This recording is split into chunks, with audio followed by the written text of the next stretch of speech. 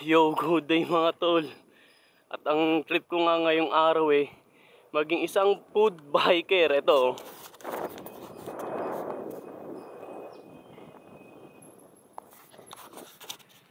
Oh, di ba? Good cheat. Dahil nga mga tol, yung kababata ko na si AJ Santos na nasa Canada na, nagpa-order sa akin ng sa inasal yung basta yung family size dun na chicken paa. Basta yun. Makikita nyo naman mamaya Tapos i-deliver ko dito sa kanyang pamilya, dito sa Pilipinas syempre. Syempre kapitbahay. Kila nanay at tatay. Pero bago ang lahat, meron nga akong katransaksyon dito sa may Pure Gold si Kuya Makoy. Dahil nga gumet siya sa akin ng baseball cap. Ayun nga yung kanina kong video sa unahan. At nilagay ko dito sa aking bag. Yan. Ito yung meet up namin sa may Pure Gold de Paro.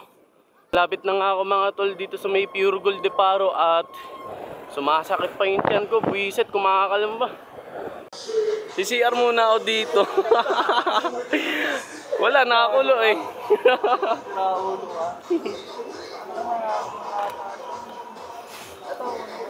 Ayan yung korduroy ko yamak.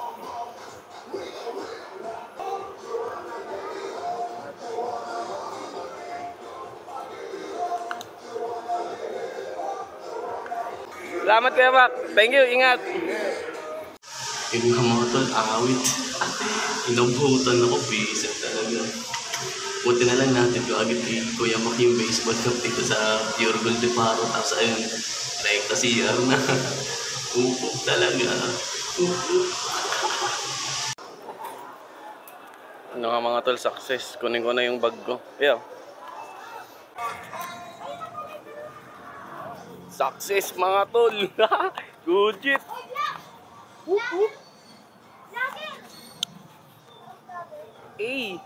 Ayun yung mga tunay na pagsubok mga tol na kailangan mong isuko.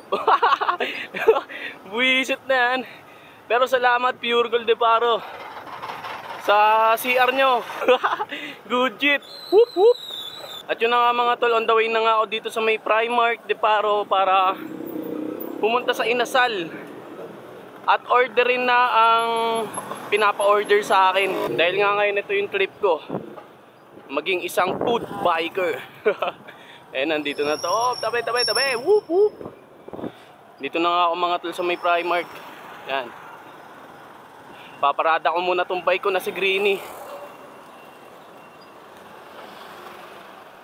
Ayun o, inasal o. Bukas na siya. Ayun o. Good shit.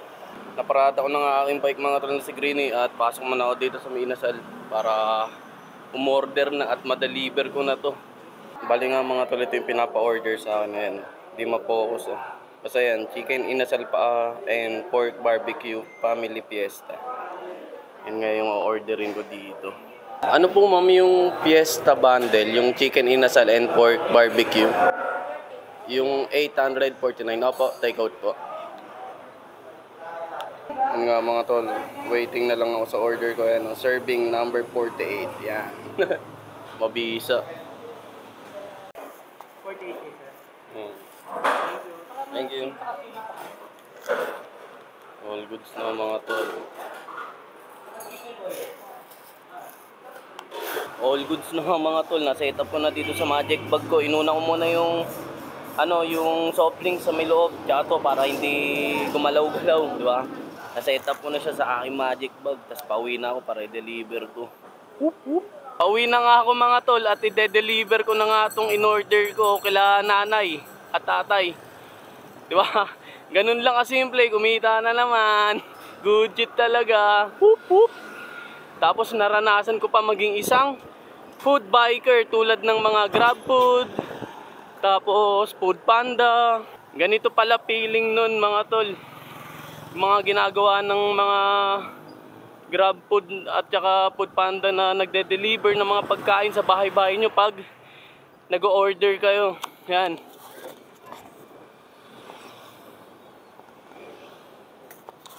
Ito yung tinatawag kong magic bag Gamit ko sa lahat Pagtitinda ng kape, By the way, Sabado nga pala ngayon mga tol. At ang oras eto. Pagdating naman ng hapon magtitinda ako ng kape mamaya. Nandito na nga ako mga tol sa aking hood. Yan, kung saan grabe, katirik ang araw. Init.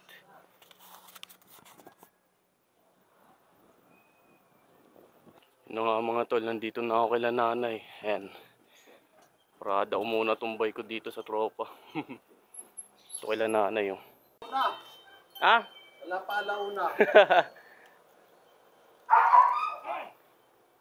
Ito yung ano. Wala na. Ay, ito pa yung soft drinks. Ay, Nay. Ayan na. Thank you. Thank you, Nay. All goods na mga tol. Ganun lang kasimple, di ba? Hanggang sa muli. Whoop, whoop.